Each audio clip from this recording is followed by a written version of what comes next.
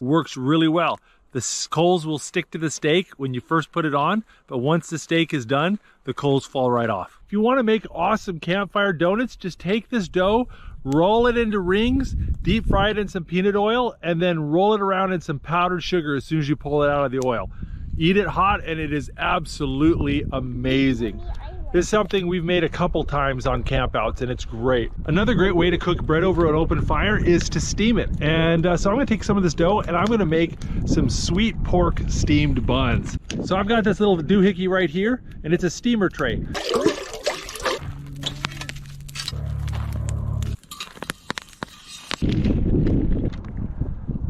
I got some shredded pork here.